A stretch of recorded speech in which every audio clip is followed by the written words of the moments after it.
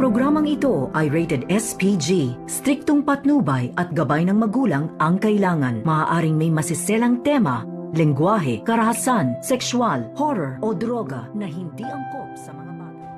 Matutuklasan na nga dito ni Annalyn at Giselle kung saan nagpa-DNA itong si Kinito, at dahil dyan ay malalaman nila ang resulta at magiging ebidensya ito kay Carlos.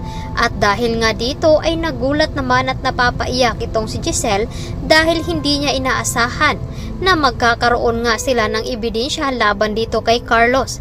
At sa pagbabalik nga dito ni Kinito ay siya ang tutulong sa paghahanap dito kay Lolo Pepe. Subalit ito namang si Annalyn ay hindi niya inaasahan ang nangyari dito sa kanyang ina. At labis ang kanyang pasalamat dito kay Regan at Harry dahil nga dumating ang mga ito doon sa bahay ni Lynette. At nailigtas nga dito ang pag-hold up dito kay Lynette. Subalit ito namang si Carlos ay sinisisi naman itong si Lynette sa nangyari dito sa kanyang anak na si Harry. Dahil sa pakikitulong dito ni Harry doon sa mga hold-upper ay agad naman nasaktan at nabaril nga ito. Kaya hindi makapaniwala itong si Lynette na dito sa pag-uugali ni Carlos ay matutuklasan niya ang tunay nitong pagkatao. Samantalang nagalit naman itong si Zoe dito kay Moira dahil nga hindi ito pumapayag na pakawalan na lamang nila itong si Lolo Pepe dahil masyadong ngang nakatuon sa kanyang investigasyon at pinagdududahan nga siya dito nila Giselle at ni Annalyn. Nai-report naman agad nila ng pulis. Agad naman sinabi dito ni RJ na bakit nga daw nila itatago ang kanyang ama. Ano nga daw ang motibo? Agad naman sinabi dito ni Giselle na iisa lamang ang pakay ng mga ito kundi ang paghihigante.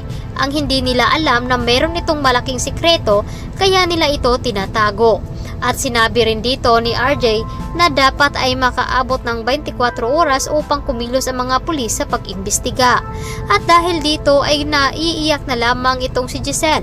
Agad naman lumapit itong si Annalyn dito. At agad naman sinabi ni Annalyn na baka may alam nga itong si Carlos dahil napatawag nga daw ito kay Zoe.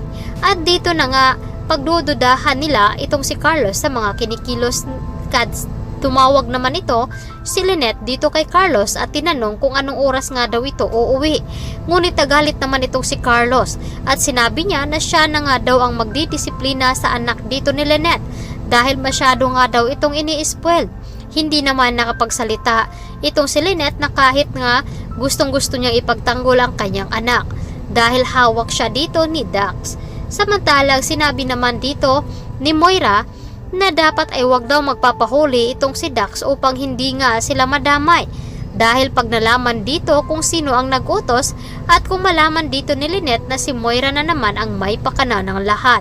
Malaking gulo nga kapag natuklasan dito. Nasangkot rin itong si Carlos dahil nakikipagsabuatan itong si Carlos dito sa kanyang anak na si Zoe. At ito namang si Zoe ay pilit na pagtatalo dito kay Moira. At pati naman si Baladja ay hindi naman makapagdesisyon dahil gusto nga nilang pipirahan itong si Lolo Pepe. Ngunit sa pagdating dito ni Zoe ay pipigilan nila kung ano man ang gawin nila dito kay Lolo Pepe. Kaya naman itong si Lolo Pepe ay gustong-gusto na nga niya makatakas doon upang maipaghiganti niya at ipadanas niya dito kay Moira ang ginawa nito sa kanya. Kaya naman magdadrama itong si Lolo Pepe dito kay Zoe na patatakasin siya at mailigtas siya sa kanyang kasalanan na pagtatago ng sikreto.